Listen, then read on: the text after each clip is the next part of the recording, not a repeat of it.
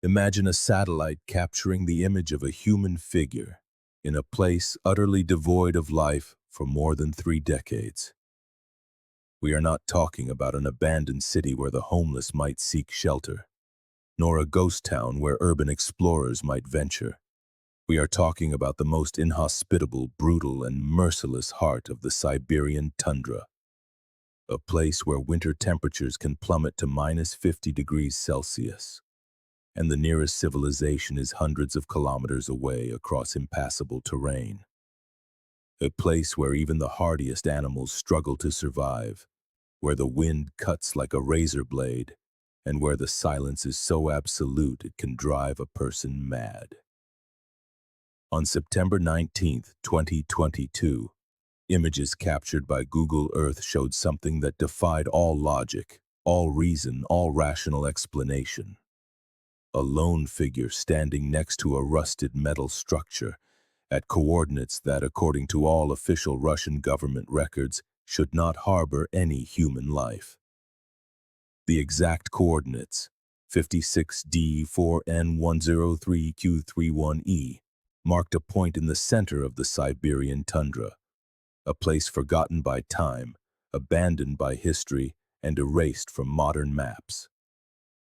But here is where the story turns from strange to utterly terrifying. It has been exactly 32 years since soldier Vasily Petrovich Antonov disappeared during a routine Soviet military exercise in that very same inhospitable region. 32 years of fruitless searches that led nowhere, of conspiracy theories that no one could prove, of families shattered by the cruelest uncertainty. And now, in the middle of the digital age, when we thought all the secrets of the Cold War had finally been revealed, when we believed declassified files had exposed every atrocity, satellite technology shows us something that simply should not exist. What they found was more horrifying than anyone could have imagined. The contrast is absolutely staggering. On one hand, we have the most advanced technology of the 21st century. Satellites capable of photographing every square centimeter of the planet with pinpoint accuracy, and artificial intelligence algorithms that can detect the slightest change in the terrain. On the other hand, we have the darkest secrets buried by a regime that collapsed over 3 decades ago. Secrets many thought would die with the Soviet Union, to be buried forever under the weight of history. But some secrets, it seems, refuse to die. Some secrets are still alive, literally alive, breathing, moving in the middle of the Siberian nowhere, waiting to be discovered by eyes watching from space. For more chilling cases like this, be sure to subscribe to our channel and activate notifications to be the first to see our investigations. We'd love to hear from you in the comments. Tell us what country you're watching from, and if you know of any similar unsolved cases in your own region. Vasily Petrovich Antonov was not just another conscript in the vast Soviet military machine. At just 21 years old, this young man with an angular face and gray-blue eyes was the only son of Pyotr and Elena Antonov, miners who had dedicated their entire lives to extracting coal from the deepest bowels of the Novokuznetsk mines in the industrial heart of western Siberia. His parents, marked by decades of subterranean labor, had dreamed of a radically different future for their only son, a future born from the darkness of the mines, far from the coal dust that embeds itself in the lungs and never leaves. Vasily had inherited his father's strong, calloused hands accustomed to hard work, but his brilliant mind led him down entirely different paths. From childhood, he showed an extraordinary, almost obsessive fascination with electronics. At the age of 8, he disassembled the family's only radio, an old Sokol receiver from the 60s, causing his mother to panic until, 3 hours later, he had not only reassembled it but had improved its reception. At 12, he built his first transmitter from parts salvaged from the local dump. By 16, engineers at the local power plant were informally consulting him on problems they couldn't solve. In the Soviet army, Vasily was immediately assigned as a communications soldier, a position that seemed perfectly designed for his exceptional skills. His superiors quickly noticed he was no ordinary recruit, while other soldiers struggled to master the basic radio equipment. Vasily was modifying and improving the systems, creating solutions that astonished even the most experienced officers. His barrack mates remembered him as quiet but intensely observant, with an almost supernatural ability to detect patterns in radio static that others could not perceive. He always carried a worn, black-covered notebook, a gift from his mother before he left for military service. In that notebook, which would later become a crucial piece of the puzzle of his disappearance, Vasily drew electronic schematics of astonishing complexity. Antenna designs that seemed to defy the conventional principles of physics, circuits that incorporated elements none of his comrades could identify. "It's as if he sees the world in frequencies the rest of us can't perceive," his drill sergeant once remarked, an observation that would prove to be prophetically disturbing. On the day of his disappearance, August 13th, 1990, Vasily wore the standard late summer uniform, an olive drab Model 88 parka that he had meticulously patched several times with his own hands. Combat trousers of the same color with reinforced knees, thick black leather boots that reached mid-calf and which he kept impeccably polished, and his military dog tag number 23488, etched into metal rusted by sweat and time. It was a uniform designed to withstand the extreme Siberian cold, but no one, absolutely no one, could have imagined it would have to last for over 3 decades.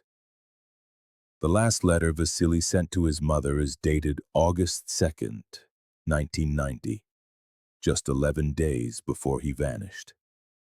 The letter, written in his characteristic small, precise handwriting, revealed much more than simple news from home. "Dear Mama," it began, "the nights here are strange. The sky is full of lights that aren't stars and the radios pick up signals that shouldn't exist. But don't worry about me. I will be back before the first snow falls, I promise you." It was a promise that would echo for decades in Helena Antonov's broken heart. The letter also revealed something deeper, more painful. Vasily did not want to be there. "This is not my place, Mama," he wrote in a paragraph his mother would read 1,000 times. "I dream of coming home and studying engineering in Moscow or Leningrad. I want to build things that help people, not destroy them. Just a few more months and all of this will be over. Then I can begin my real life." He had included a small drawing in the margin, a schematic of a communication device that, he wrote, "will one day allow people to speak instantly no matter the distance." In 1990, it sounded like science fiction. Today, we all carry one in our pockets. His barrack mates described him as someone who seemed to live in multiple dimensions simultaneously. During the day, he performed his military duties with almost robotic precision, executing orders without question, keeping his equipment in perfect condition.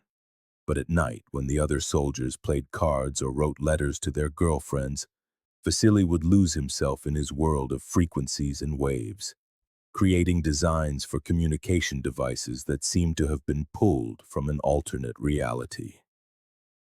Dmitry Volkov, who shared a bunk with Vasily and would become one of the key witnesses to his disappearance, would later recall a particular incident that deeply marked him. One night, about a week before the disappearance, he found Vasily sitting in the dark, his personal radio tuned to pure static. "What are you doing?" Dmitry asked him. Vasily turned to him with an expression Dmitry would never forget. "Don't you hear them? The voices in the static. They're trying to tell us something important." Dmitry heard only white noise, but the conviction in Vasily's eyes was absolute. August 13th, 1990 began with an anomaly that would only be recognized as significant in hindsight.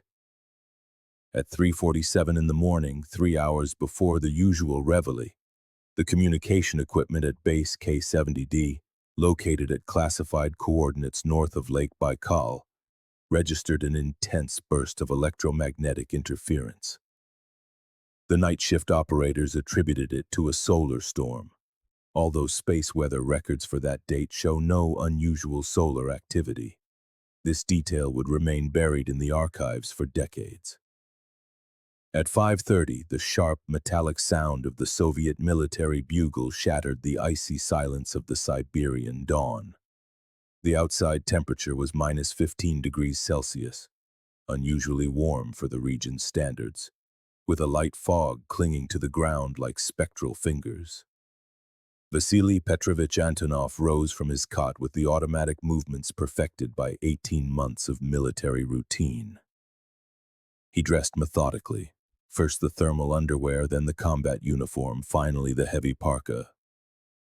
Each movement was precise, measured, as if he unconsciously knew it would be the last time he would perform this morning ritual. Breakfast in the common mess hall was the typical Soviet menu. Gray oatmeal, black bread as hard as stone, tea so strong it could dissolve a spoon, and a slice of pork fat that the soldiers smeared on the bread for extra calories against the cold. Vasily ate in silence, but several witnesses noted that he seemed distracted, frequently glancing towards the fogged-up windows as if expecting to see something or someone. Alexander Petrov, who sat across from him that morning, would later testify. It was as if he was listening to something the rest of us couldn't hear. Several times I saw him move his lips as if responding to a conversation only he could hear. At 6 o'clock sharp, Vasily departed with his squadron for the area designated for long-range radio frequency tests. The convoy consisted of 3 GAZ-66 military vehicles. Those indestructible green trucks that were the workhorses of the Soviet Army. The first vehicle carried the commanding officer, Lieutenant Colonel Viktor Khrushchev, along with 2 junior officers. The second vehicle, where Vasily was riding, carried 5 communications soldiers and specialized radio equipment, valued at hundreds of thousands of rubles. The third vehicle transported supplies, backup generators, and emergency gear. The journey to Zone Eco 7 was unusually quiet. The soldiers, normally given to crude jokes and banal conversations to pass the time, remained silent, as if an invisible presence had sucked all the energy from the air. The driver of the second vehicle, Corporal Ivan Sokolov, would later report that the vehicle's compass began to behave erratically about halfway through the trip, spinning slowly in complete circles for no apparent reason. I had never seen anything like it in 15 years of driving these roads, he stated in his testimony. At 7:45, the convoy arrived at the designated point known as Zone Eco 7, a perfectly circular clearing in the middle of the tundra that seemed almost unnatural in its symmetry. There were no trees within a 200-meter radius, only low, yellowish grass that moved with the wind like waves on a golden sea. The place had an unsettling quality, as if sound itself was being absorbed by some unseen force. Even the omnipresent Siberian wind seemed to whisper instead of howl. The soldiers began to unload and set up the equipment with practiced efficiency. High-gain antennas were erected, generators started, and radio stations established in a triangular configuration. Everything was proceeding according to protocol until 8:15, when the first truly anomalous event of the day occurred. Lieutenant Colonel Khrushchev, a man normally known for his rigid adherence to pre-established plans, suddenly changed the orders. He called Vasily aside and, according to witnesses who were close enough to hear fragments of the conversation, gave him instructions that were not in the original briefing. "I need you to establish a relay point 800 meters to the northeast," Khrushchev ordered. "Alone. It's critical for triangulating the signal." When the sergeant major asked why they were sending one man alone in violation of safety protocol, Khrushchev responded curtly, "Antonov is the only one who can tune the frequencies we need. The others would only interfere." Vasily took his personal gear, a portable R-129 radio that he himself had extensively modified, his ever-present black notebook, a compass, 24-hour emergency rations, and a flare gun. Before leaving, he did something his comrades would only find strange in retrospect. He handed his most recent letter for his mother to Corporal Volkov, asking him to send it no matter what. Then he walked away to the northeast, his figure growing smaller and smaller until he was swallowed by the morning mist. At 8:47, Vasily's last confirmed transmission came through. His voice, normally clear and professional, sounded distorted as if being filtered through water. "Unit 5 reporting. Frequency altered. Detected in unconventional spectrum. The source is at the..." The transmission didn't cut out abruptly. Instead, it faded gradually, as if Vasily were being slowly pulled away from the microphone by an invisible force. The radio operators tried to respond immediately, but received only static. A static with a peculiar rhythmic pattern that one of them would describe as almost like an electromagnetic heartbeat. At 9 o'clock, concern turned to alarm. Sergeant Mikhail Petrov was sent with 2 soldiers to check on Vasily's position. The 800-meter journey took them 15 minutes, twice as long as normal, because according to Petrov, it was like walking through invisible molasses. Every step required a conscious effort, as if the air itself had grown dense. When they finally reached the designated coordinates, they found a scene that would defy any logical explanation. Vasily's radio equipment lay on the ground, perfectly centered in a circle of scorched grass about 3 meters in diameter. The grass outside the circle was untouched, but inside, it was charred to the very roots, as if it had been exposed to an intense, yet impossibly localized heat. The radio was still on, broadcasting its unsettling, pulsing static. The antenna was extended and aimed at true north, with millimeter precision.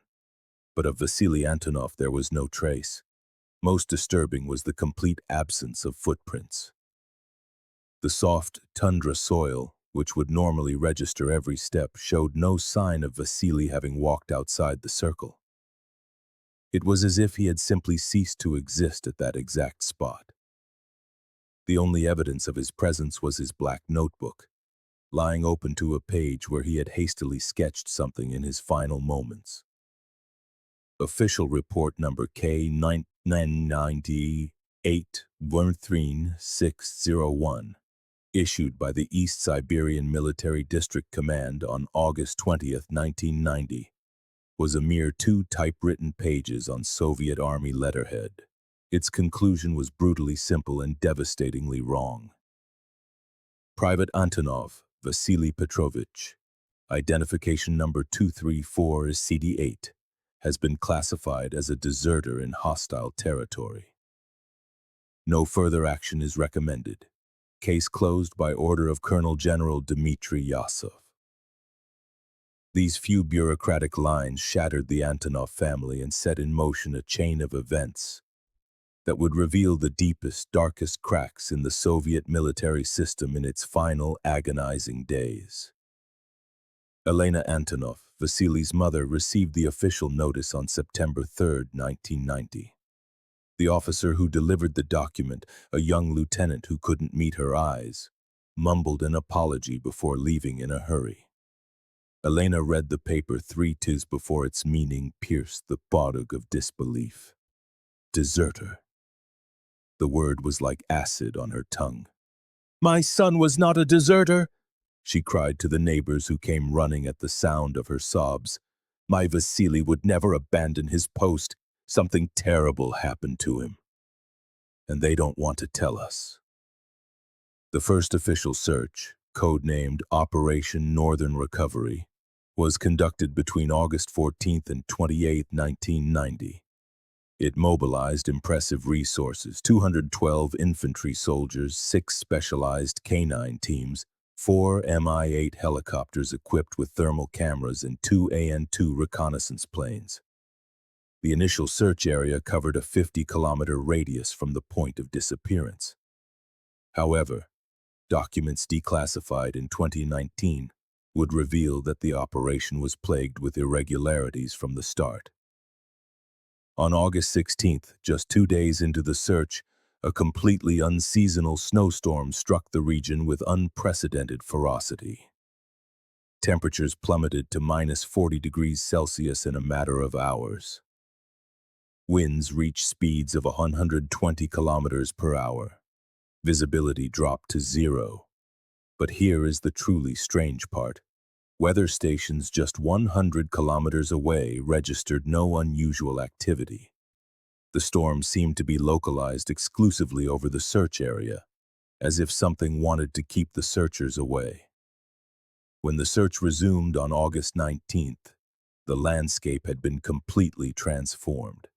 A 1.5-meter layer of snow covered everything like an impenetrable white shroud. Any evidence that might have existed was now buried under tons of snow and ice.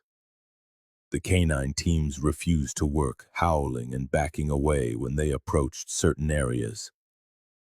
Their handlers reported they had never seen their dogs, trained to find people in the most extreme conditions, behave with such evident terror.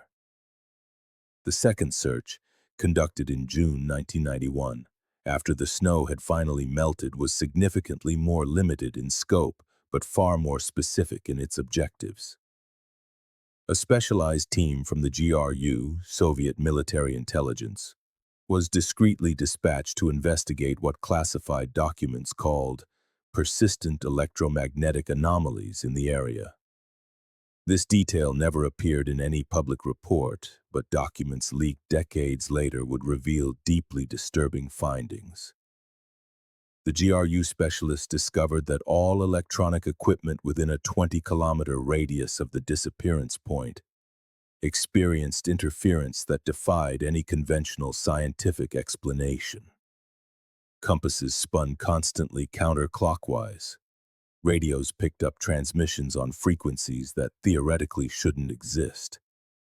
Digital watches advanced and retreated at random. One technician reported clearly hearing a radio transmission that seemed to be from Vasily himself, repeating coordinates over and over. But when they tried to triangulate the source, it seemed to come from everywhere and nowhere at once. The third and final official search took place in September 1993. Now under the flag of the new Russian Federation. The chaos of the Soviet dissolution had scattered many of the original people involved. Lieutenant Colonel Khrushchev had died in a car accident in 1991. 3 of the soldiers present during the disappearance had deserted, their whereabouts unknown. The archives of the Kato 70D base had been destroyed in an accidental fire just 3 weeks after the incident.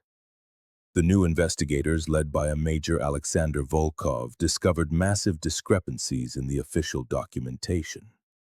The designated area, EC-07, where the disappearance supposedly occurred, did not appear on any official military maps prior to July 1990. Just 1 month before the incident, it had been hastily added to the record with coordinates that appeared to have been altered multiple times. More disturbingly, they found references to 6 other soldiers who had deserted under similar circumstances between 1987 and 1990, all in the same general region. The errors and omissions in the investigation were so numerous and systematic they seemed deliberate. Entire areas of terrain were declared inaccessible for unexplained security reasons. Key witnesses were reassigned to classified locations before they could be thoroughly interviewed. Communication logs from the day of the disappearance were corrupted by technical failures and later destroyed according to standard procedure. Unofficial rumors and testimonies painted an even darker picture. Soldiers who had served at K-70D spoke in hushed tones about Project Zvezda 9, a top-secret program supposedly designed to explore unconventional methods of long-range communication. There were mentions of experiments with psychotropic drugs, sensory deprivation, and exposure to extreme electromagnetic frequencies. A retired military doctor, speaking on condition of anonymity, claimed to have treated several soldiers from K70D for neural resonance syndrome, an officially unrecognized condition characterized by auditory hallucinations and the conviction of receiving messages through unconventional means. Do you think Vasily was deliberately abandoned, or did he survive in some impossible way? Was he the victim of an experiment gone wrong, or one that went exactly as planned? Leave your theory in the comments and hit like if this story is impacting you as much as it is me. Don't forget to share this video with someone who appreciates unsolved mysteries. Elena Antonov became a living monument to the persistence of a mother's love. Every August 13, without fail for 20 consecutive years, she would sit at the small wooden table in her kitchen in Novokuznetsk and write a letter to her missing son. She mailed them religiously to Vasily's last known military address, though in her heart she knew they would never be delivered. These letters, 243 in total, were discovered after her death in 2017.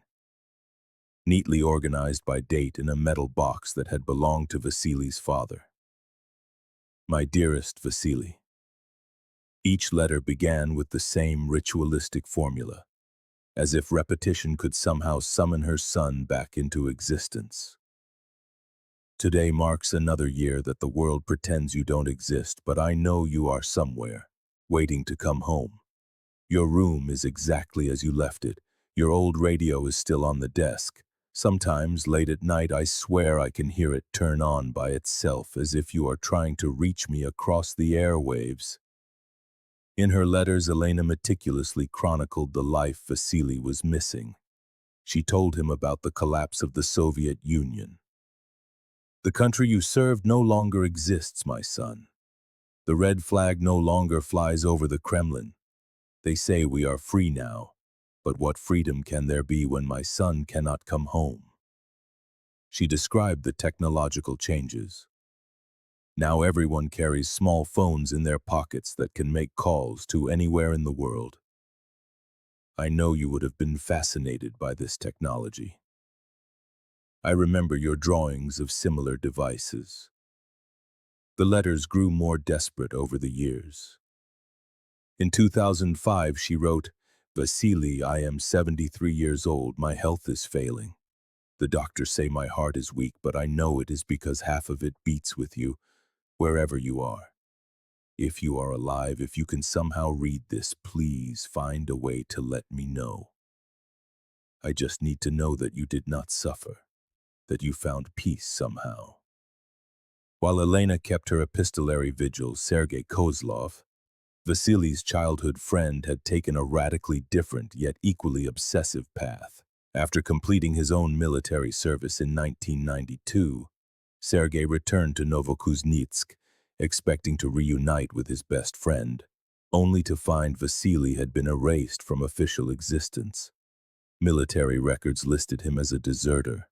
There was no grave to visit, no ceremony to attend, no closure to be found.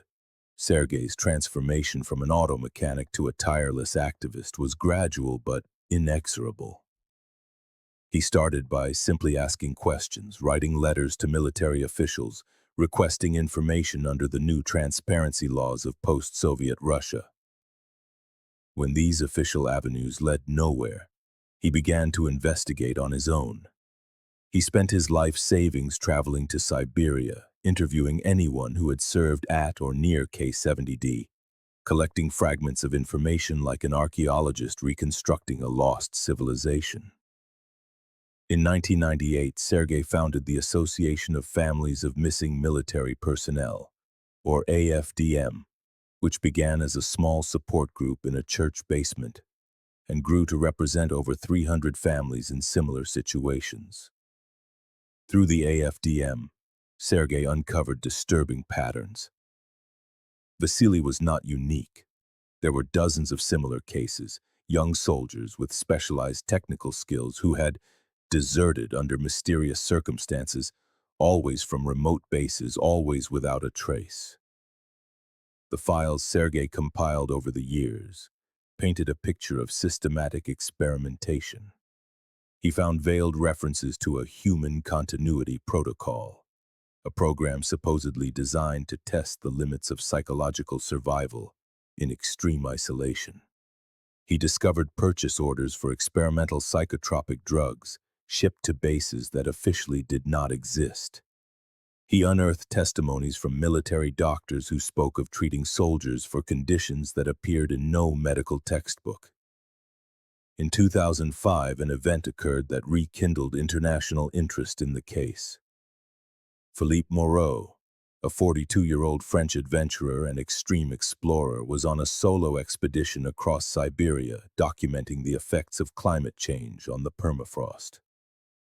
On June 15th, while exploring a region approximately 30 kilometers from Vasily's disappearance site, Moreau made an extraordinary discovery. Partially exposed by the melting permafrost, Moreau found a Soviet military dog tag. It was severely damaged, burned and twisted as if exposed to intense heat, but part of the identification number was still legible. 23488. Vasily's number. Moreau, aware of the significance of his find, documented everything meticulously. He took photographs from multiple angles, recorded the exact GPS coordinates, and even filmed a video explaining the circumstances of the discovery. In his final blog post, uploaded from an internet cafe in Krasnoyarsk, Moreau wrote, "I have found evidence that could solve one of the most persistent mysteries of the Soviet era. Tomorrow, I return to the site with additional equipment for a more thorough search. If my suspicions are correct, what lies buried in that permafrost could change our understanding of what really happened in those secret bases." Philippe Moreau never returned from that expedition. His body was found 3 weeks later by a search and rescue team, over 200 kilometers from where he had found the dog tag. The official cause of death was listed as hypothermia, but the details didn't add up. His survival gear, worth thousands of euros and specifically designed for extreme Arctic conditions, was in perfect condition. His GPS showed an erratic route that made no sense for an experienced explorer. And the military dog tag he had so carefully documented was never found among his belongings. After 26 years of deafening silence, the case seemed destined to join the countless unsolved mysteries of the Cold War. Russian authorities officially closed the case in 2006, citing a lack of significant new evidence.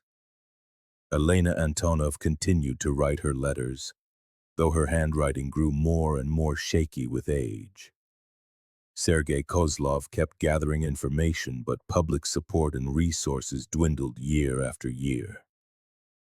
In 2015, on the 25th anniversary of the disappearance, a small memorial ceremony was held in the main square of Novokuznetsk. The attendance was pathetic. Elena, now 83 and confined to a wheelchair.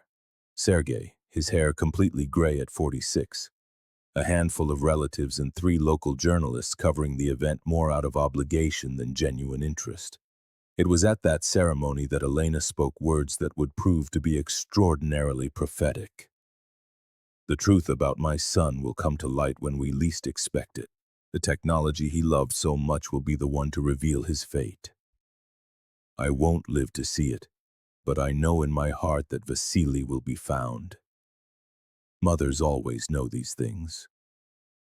On September 19, 2022, at 9:47 p.m. Barcelona time, Diego Barrenechea was in his small apartment in the Gracia neighborhood, engaged in what had become for him a nightly obsession, exploring the most remote and inaccessible regions of the planet through high-resolution satellite imagery. Diego, a 34-year-old amateur geospatial analyst who worked by day as a graphic designer, had developed a particular interest in documenting the changes in the Arctic and subarctic regions. He spent his nights tracking the retreat of permafrost, searching for visual evidence of climate change. On this particular night, as his third cup of coffee grew cold on his cluttered desk, Diego was systematically reviewing a grid of coordinates in central Siberia, comparing recent images with historical archives. He had developed his own image processing algorithm, one that highlighted subtle changes between satellite photographs taken at different times. It was this algorithm that flagged something anomalous. At first, Diego assumed it was a digital error, a glitch in the image processing. But as he applied different filters and pushed the resolution to its maximum, the anomaly became undeniably clear. There was a human figure standing next to a rusted cylindrical structure. The figure cast a shadow consistent with the sun's position at the time of capture. More unsettling still, a clear path of footprints in the snow led from the structure to the point where the figure stood, as if they had stepped outside specifically for the moment the satellite passed overhead. Diego immediately checked the image's metadata. It had been captured on September 16, 2022, just 3 days earlier, by a high-resolution terrestrial observation satellite. The quality was exceptional, allowing for astonishing detail. The structure appeared to be an old military shelter or container, the kind the Soviets had scattered across Siberia during the Cold War. It was approximately 6 meters long by 3 meters wide, with what looked like a door at one end and some kind of rusted antenna or mast protruding from the roof. Intrigued, Diego began to systematically search for historical images of the same location in the Google Earth archives. What he discovered left him breathless. In images from 2019, the structure was visible, but there was absolutely no sign of human activity. The same was true for 2020 and 2021. But beginning in March of 2022, subtle yet unmistakable changes began to appear. Small disturbances in the snow around the structure, objects that appeared and disappeared, patterns that suggested regular movement. The most revealing image was captured on September 8, 2022. In it, Diego could make out what appeared to be clothing or fabric hung outside the structure, as if someone were drying laundry in the sun. In another image from September 12th, the tracks in the snow formed a different pattern, suggesting regular movement between the structure and a specific point about 100 meters away, where the snow seemed to have been repeatedly excavated. But the real breakthrough came when Diego digitally enhanced a specific section of the structure. On the side of the container, barely visible beneath layers of rust and decay, were military paint markings. After hours of processing and image enhancement, applying techniques he had learned on digital archaeology forums, the letters became legible. Case 70D restricted. Below it, in smaller characters, DO, property of the armed forces of the USSR. Diego, meticulous by nature, began an exhaustive investigation into K70D. Initial Google searches yielded nothing substantial, only vague references to Soviet military installations in Siberia, but when he refined his search, adding terms like disappearances in 1990, he found an old digitized article from a local Novokuznetsk newspaper. It mentioned a soldier named Vasily Antonov who had vanished from base K70D in August of 1990. The connection was electrifying. The coordinates where Diego had found the figure were less than 5 kilometers from Vasily's last known location, according to the article. Diego spent the next 72 hours without sleep, gathering every piece of information he could find on the Antonov case, compiling satellite images, creating detailed maps, and writing an exhaustive 30-page report. On September 22nd, Diego published his discovery on several specialized forums: Geomysteries, Unresolved Satellite, and Cold War Secrets. The title of his post was deliberately provocative. Satellite evidence of current human presence at site of 1990 Soviet military disappearance, the Vasily Antonov case. He included all his processed images, his detailed methodology, and most importantly, the exact coordinates so that others could verify his findings. The response was immediate and overwhelming. Within hours, the post had been shared thousands of times. Other satellite imagery analysts began examining the area, confirming Diego's findings and adding their own observations. Someone noted that the footprints in the snow followed patterns consistent with military patrol routines.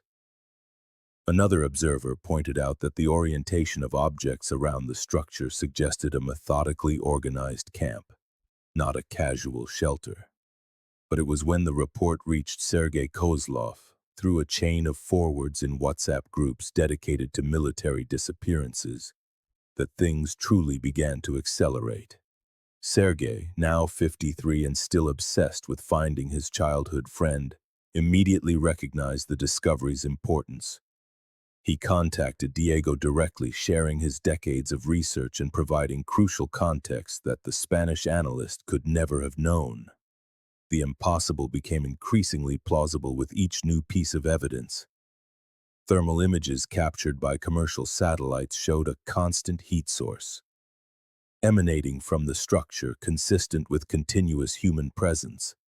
The movement pattern suggested not just survival but routine, discipline, purpose. It was as if someone was not just living there, but fulfilling some kind of mission or protocol that had continued for over 3 decades. The Ministry of Defense of the Russian Federation reacted to the viral discovery with a speed that contradicted its own denials.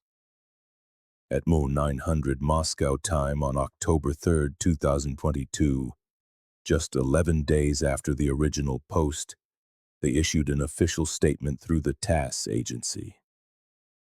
The Ministry of Defense categorically denies the existence of any active military facilities or personnel at the coordinates mentioned in recent internet publications.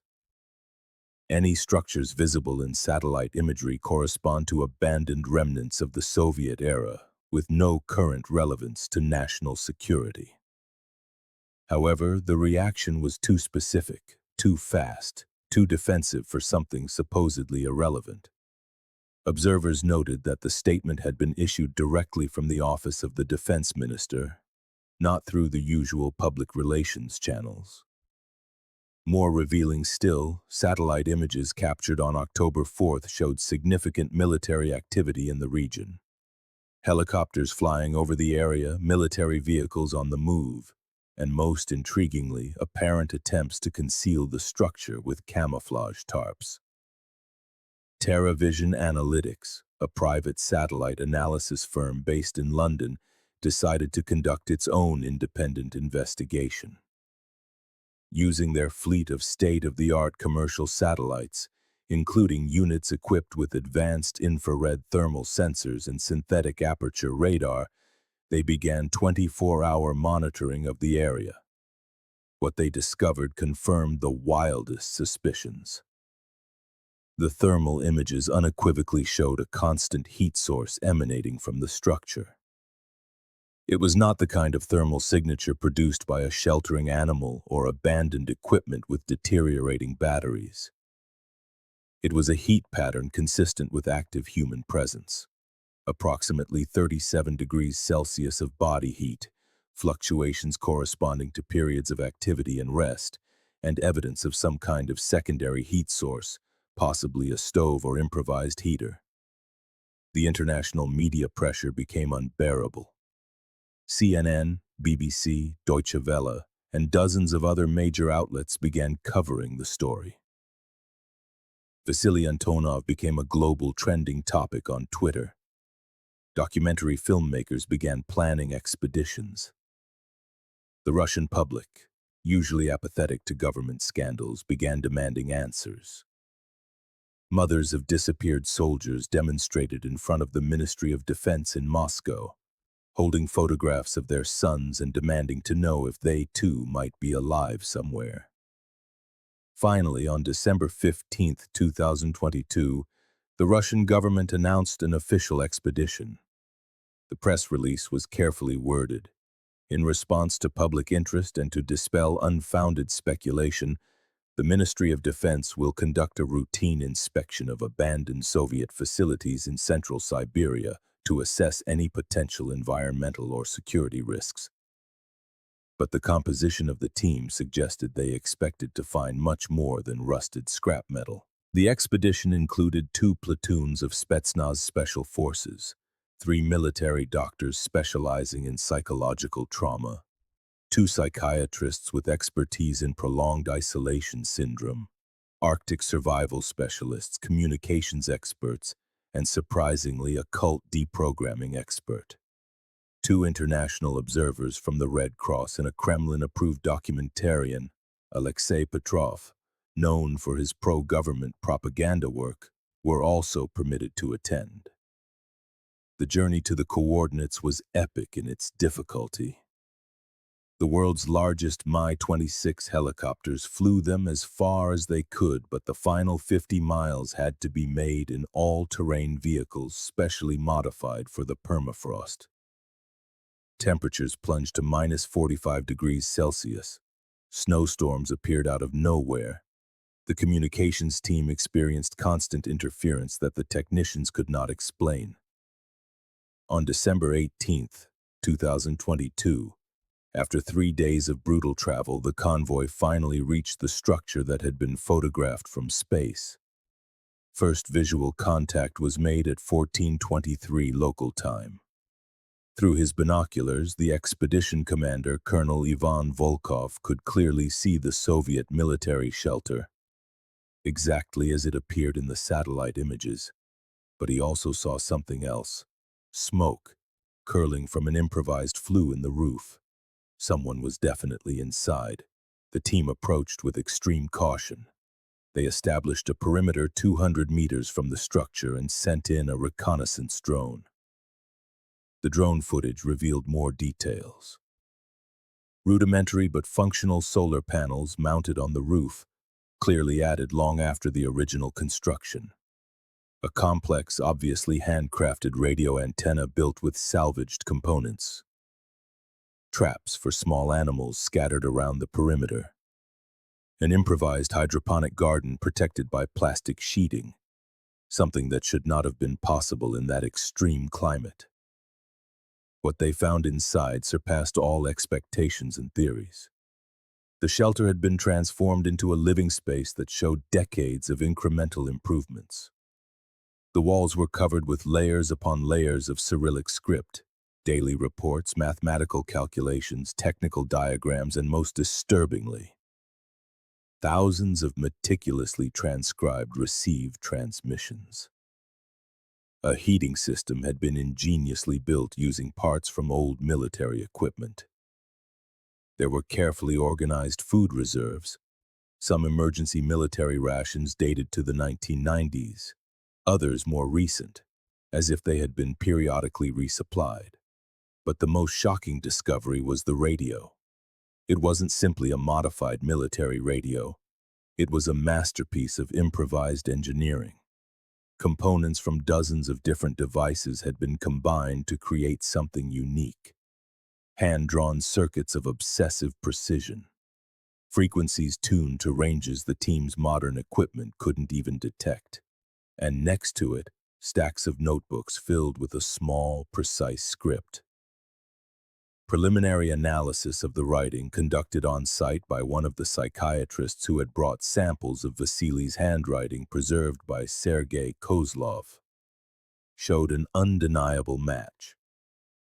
The evolution of the handwriting over the years was visible, starting firm and clear in the oldest entries, becoming more erratic and elaborate over time, but retaining distinctive characteristics that identified it unequivocally as Vasily Antonov's. The writings were a window into a mind that had navigated decades of isolation by creating its own reality. An entry dated January 1st, 2000 read, Day 3502 of mission. The new millennium has not altered the base frequency. Instructions continue to arrive with clarity. I have improved the receiver to eliminate solar interference. The orbital base confirms the protocol continues as planned.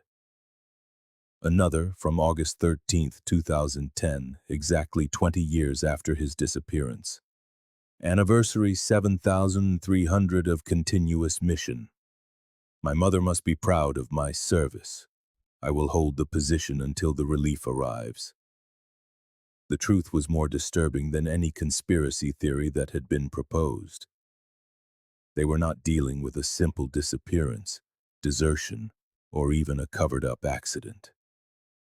They were facing evidence of a systematic program of human experimentation that had continued to run on bureaucratic inertia for decades after the collapse of the system that created it. On December 20, 2022, at 14:47 Siberian local time, the defining moment of the case finally arrived. The entry team, composed of 2 military doctors and a psychologist specializing in extreme trauma, cautiously approached the shelter's door. They could hear a voice inside speaking in a constant monologue, reciting what sounded like military codes mixed with seemingly random numbers. The voice was hoarse, weathered, but unmistakably human. When they opened the door, they found a man sitting in front of the modified radio, his back to them, completely engrossed in his transmission. His hair, completely gray and reaching the middle of his back, was surprisingly clean and braided in an obsolete military style. He wore a Soviet military uniform that had been mended hundreds of times, each patch placed with military precision. When he finally turned toward the intruders, his face showed a bewildering mix of recognition and absolute confusion. "Relief unit reporting late," were his first words, spoken in a voice that had not held a real conversation in decades. "I have maintained the position as per standing orders. The frequency remains active. The link with orbital command has not been interrupted. Do you bring new instructions from the general staff?" His posture was perfectly military, his salute impeccable, as if the 32 years that had passed were only minutes in his personal reality. Identity was confirmed instantly, using a portable DNA analysis kit. The reference samples had been obtained from Vasily's personal items preserved by his mother. The result was unequivocal, a 9.97% probability of a match. It was Vasily Petrovich Antonov, yet the man they found was a transformed version of himself, twisted by decades of isolation and what was clearly extreme psychological conditioning. Physically, Vasily was a miracle of survival. At 53, his body displayed an extraordinary adaptation to extreme conditions. His resting heart rate was a mere 40 beats per minute. His core body temperature was 2 degrees lower than normal. His pupils reacted to changes in light with abnormal speed. The doctors noted he seemed able to see in near total darkness and hear frequencies well outside the normal human range. Mentally, he inhabited a meticulously constructed reality, a world in which his mission had never ended. He explained to them, with the precision of a man who had rehearsed the explanation 1,000 times, that he received orders from the stars through his modified radio. He insisted he was never evacuated because the mission was still active, and that his job was to maintain the link with a secret orbital base until his authorized relief arrived. When they asked about the orbital base, he pointed upward and recited orbital coordinates that corresponded to no known satellite, yet showed a startling knowledge of orbital mechanics. The documents recovered from the shelter began to reveal the true scale of the horror. Among Vasily's personal effects, the team found a wax-sealed package he had kept hidden for decades.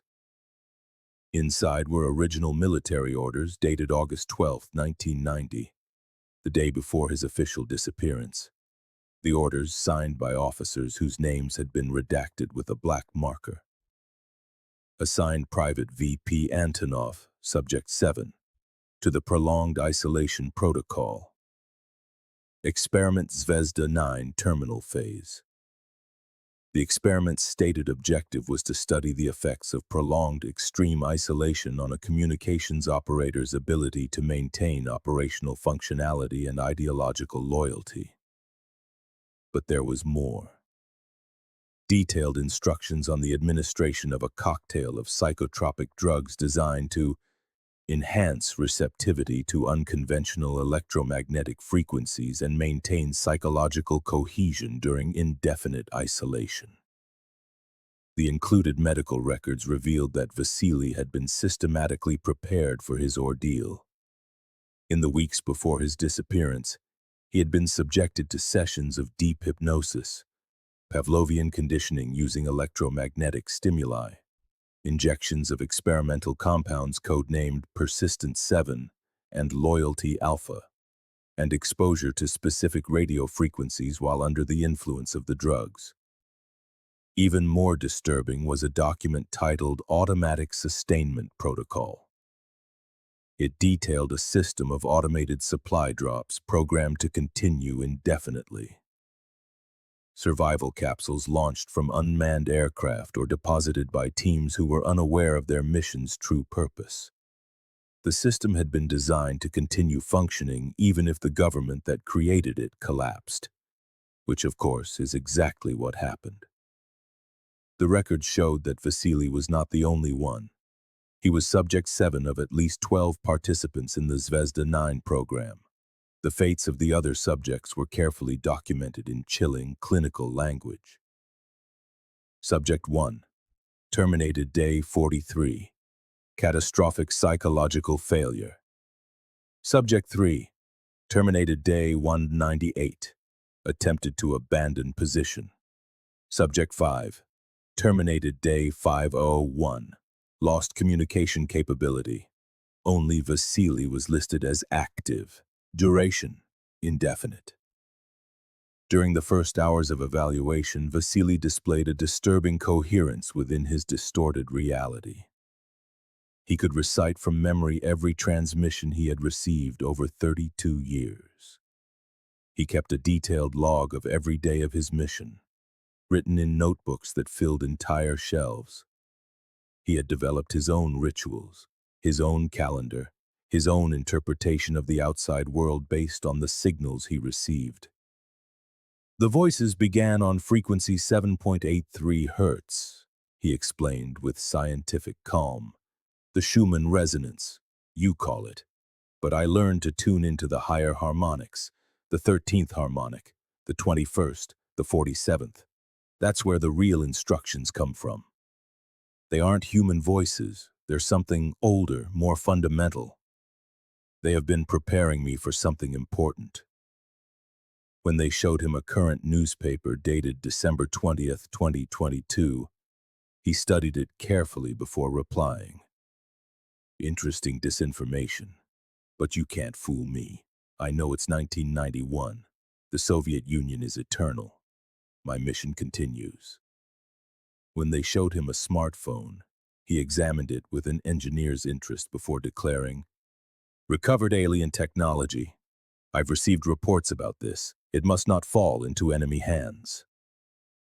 The most heart-wrenching moment arrived when the lead psychiatrist decided to show him a photograph of his mother, taken shortly before she passed away in 2017. Vasily studied it for long minutes in silence. A single tear rolled down his weathered cheek. "Mama looks older in this projection," he whispered. "Is it a simulation? They're testing my resolve. I will not abandon my post, I promised her. I'll be back before the first snow." Then he turned back to his radio and began to transmit. Base requesting confirmation of family member status. Possible enemy psychological warfare in progress. What you are about to discover is more disturbing than you can imagine. If you think you can handle it, keep watching. And remember to subscribe if you haven't already. This story needs to be told. It needs to be known. Because Vasily was not the only one. The transfer of Vasily Petrovich Antonov to the Central Military Hospital in Moscow on December 23, 2022, was a military precision operation. Sedated lightly for the journey but kept conscious on the advice of the psychiatrists, Vasily spent the 8-hour helicopter flight constantly broadcasting to his base, reporting his temporary relocation for mission briefing. The doctors noted that even under sedation he maintained impeccable military discipline. Sitting bolt upright, hands on his knees, his eyes constantly scanning as if in enemy territory. In Moscow, a team of 23 specialists awaited him. Psychiatrists specializing in prolonged isolation trauma, neurologists expert in neuroplasticity, endocrinologists to study his physiological adaptations, and, surprisingly, military historians and Soviet-era codebreakers to try and decipher his transmissions. Vasily was installed in a specially prepared suite that, on the psychologist's advice, had been decorated to resemble his Siberian shelter as closely as possible. In his fractured mind, Vasily remained anchored in 1991. When shown a modern computer, he identified it as a prototype from the secret space program. The Internet was the Western disinformation network they warned us about. Mobile phones were enemy tracking devices. Every piece of post-Soviet technology was incorporated into his elaborate narrative of conspiracy and continuous mission. "All this confirms what the voices have been telling me," he insisted. "The war never ended. It just changed its form." On January 15, 2023, in an unprecedented move that shook the foundations of the Russian military establishment, the Minister of Defense, Sergei Shoigu, appeared on national television to make a historic announcement. With Vasily seated beside him, clearly uncomfortable with the cameras but maintaining his perfect military posture, Shoigu declared, "Citizen Vasily Petrovich Antonov is officially recognized as a victim of unauthorized experimental operations from the late Soviet period. The Russian Federation assumes full responsibility for his situation and commits to his lifelong care." It was the first time in post-Soviet history that the Russian government had publicly admitted to the existence of extreme psychological experiments on military personnel. The announcement unleashed a flood of information requests from hundreds of families with similarly missing relatives. A special commission was established to investigate other potential cases. In the first 2 weeks, they received over 800 inquiries. The compensation offered to Vasily was extraordinary, but tragically useless. He was granted the retroactive rank of major, with full back pay from 1990. The calculation of his retroactive payment exceeded 3 million rubles. He was assigned a luxury apartment in central Moscow, a car with a driver, and access to the country's best doctors. But Vasily refused it all, insisting he could not abandon his post without direct orders from the Soviet High Command. The most poignant, gut-wrenching moment came when the doctors decided to confront Vasily with his mother's legacy. Elena Antonov had passed away in 25 years before her son's rescue, taking the hope of ever seeing him again to her grave. But she had left something extraordinary behind. A metal box containing 243 letters she had written over 20 years, and one final letter written days before her death, sealed with red wax and addressed, "For when my Vasily returns." The head psychiatrist, Dr. Mikhail Petrov, decided to personally read the final letter to Vasily. The scene was recorded with Vasily's permission, as he believed it was official mission documentation. "My dearest son," Dr. Petrov began, his voice trembling, "if you are reading this, it means you have come back after I am gone. I want you to know that I never stopped looking for you, never stopped loving you, never stopped believing you were alive somewhere. Every night before I slept, I would look at your photograph and send my love to you on the Siberian wind. Vasily listened with military attention, his face an impenetrable mask. But as the doctor continued to read, something began to crack. The world you knew is no longer here, my son. The country you served has transformed, but my love for you transcends time, space, and all political changes. If you return, let the world know that this was not a mistake, it was a crime. Do not let your story be forgotten. Do not let others suffer what you have suffered. For the first time since his rescue, Vasily wept openly. Not the silent, controlled crying of a soldier, but the heart-shattering sobs of a son finally understanding his loss. "Mama," he whispered through his tears. "The snow never stopped falling. I tried to come back. The voices wouldn't let me. They said my mission was more important than anything. But I missed you every day, every single damn day for 32 years." The moment of lucidity was as fleeting as it was profound. For a few minutes, the veil of his conditioning seemed to lift, and the real Vasily, the 21-year-old boy who just wanted to go home, emerged. But just as quickly, he was gone. Half an hour later, he was back before the makeshift radio in his hospital room, transmitting, "Base, request permission for family visit. Mother deceased in action. Requesting instructions for grieving procedure per military protocol." The official investigation into experiment Zvezda 9 gradually revealed the program's full magnitude. Documents declassified under international pressure showed that between 1987 and 1991, at least 43 soldiers had been subjected to variations of the protocol. Most had died or disappeared within the first few weeks or months. Vasily was one of only 3 confirmed survivors, and the only one to have remained on mission for over 3 decades. The other 2 survivors were eventually located. 1. Viktor Kozlov, no relation to Sergei, had been found in 1995 living as a hermit in the Urals, convinced he was the last human alive after a nuclear war. The other, Dmitry Volkov, ironically the same man who had been Vasily's friend at the base, had managed to partially reintegrate into society but suffered from psychotic episodes where he believed he was receiving orders through electronic devices. The case caused a massive international scandal. The UN established a special committee to investigate human rights violations in Cold War military experiments. Russia was pressured to open all its related archives.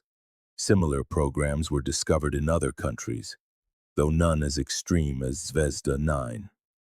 The Antonov case became a symbol of the excesses of Cold War paranoia.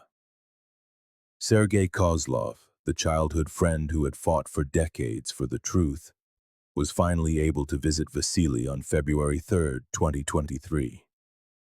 The meeting was carefully orchestrated by the psychiatrists. Sergei brought photographs from their childhood in Novokuznetsk, toys they had shared, even an old radio they had built together when they were 12. "Vasya," Sergei said, using his childhood nickname. "It's me, Seryoja. Do you remember when we built this radio? You said one day you'd build one that could talk to the stars." Vasily took the radio, examining it with expert fingers, and for a moment his eyes lit up with recognition. "Seryosha," he said slowly, as if tasting the name. "You received my message. I broadcast on the frequency we agreed upon. Channel 7, sub-band 3, just like when we were kids." Sergei, holding back tears, nodded. "Yes, Vasya. I got your message. We all did. You've completed your mission. You can rest now." But Vasily shook his head. "The mission never ends, Seryosha. The voices tell me every night there's something big coming. Something they've been preparing me for. I can't abandon my post now." Diego Barrenechea, the geospatial analyst whose discovery had started it all, flew from Barcelona to meet Vasily in March 2023. The meeting was surreal. Vasily greeted him as a satellite intelligence agent, convinced Diego was part of some covert operation. When Diego showed him the satellite images that had led to his discovery, Vasily studied them intently. "Good reconnaissance work," Vasily commented professionally.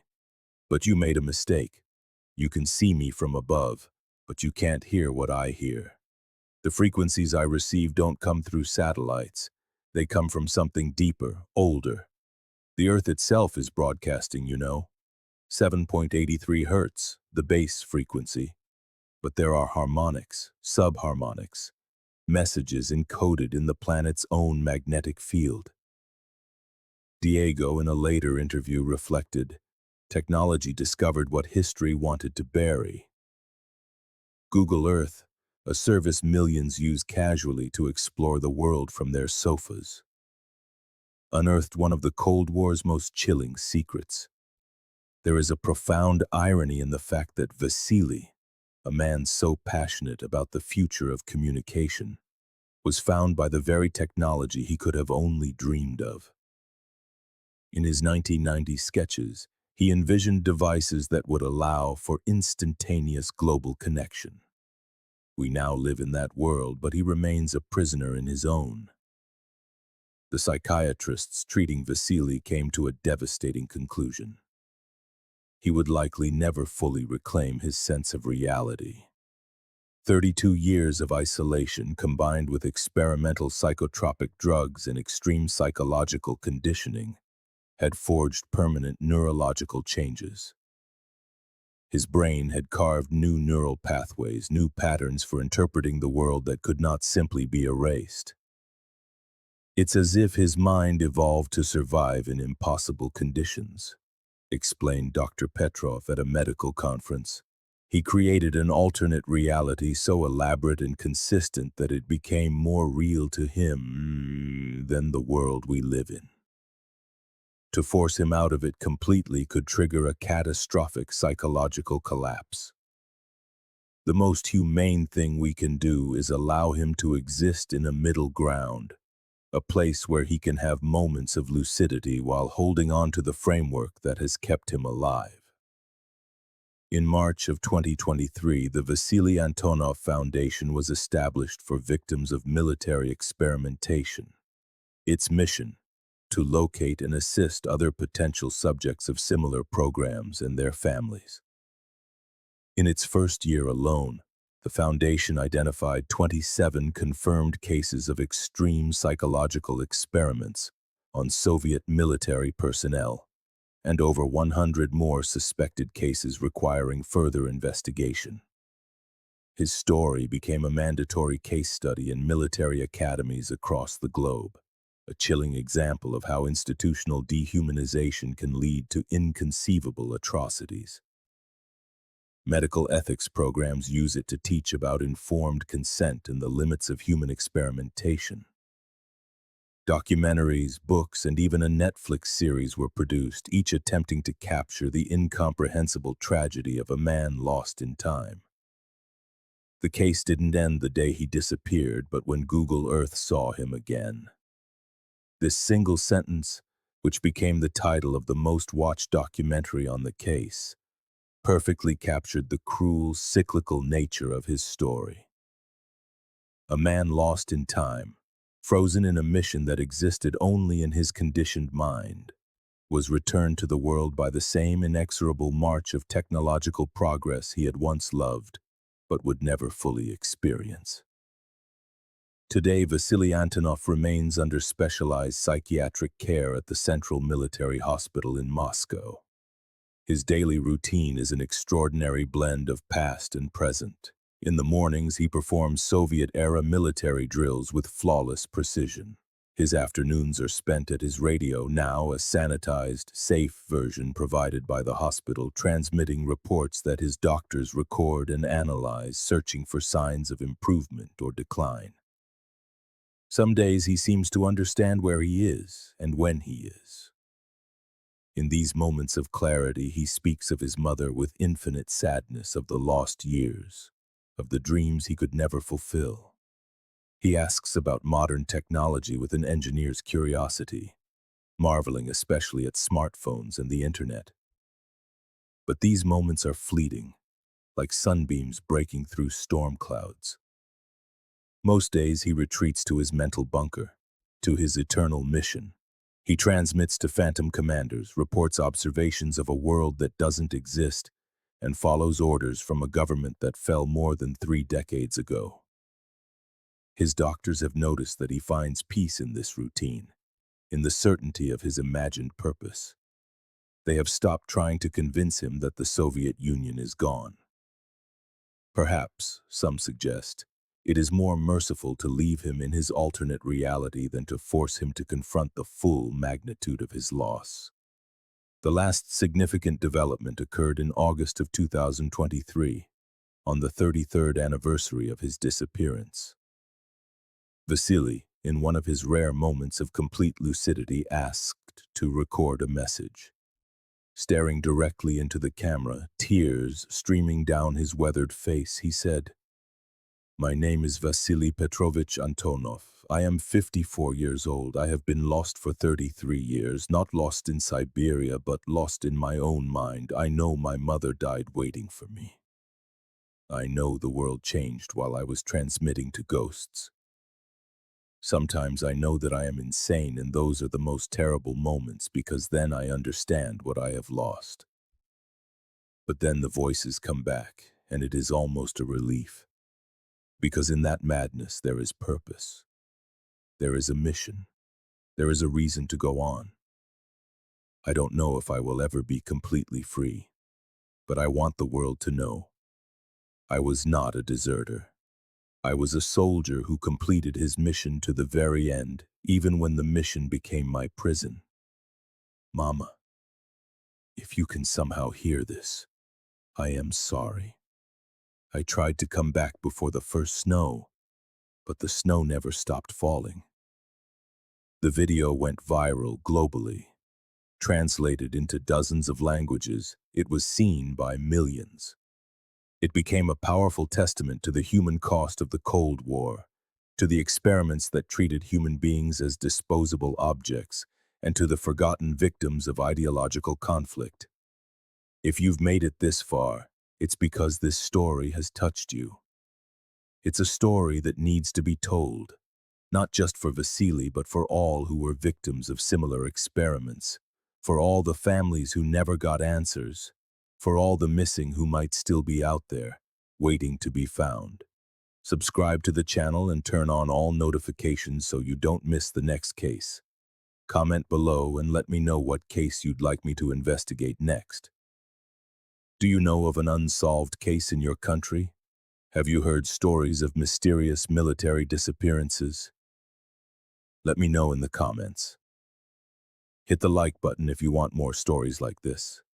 Stories that need to be told, truths that need to be exposed. Share this video with someone who appreciates well-researched true crime, with someone who understands that behind every mystery there is a real person, a shattered family, and a truth waiting to be revealed. And remember, somewhere in Siberia there are more bunkers like Vasily's, more secrets buried beneath the snow, more victims waiting to be found. Technology will continue to reveal what history tried to hide, and when it does, we will be here to tell the story. We'll see you in the next case.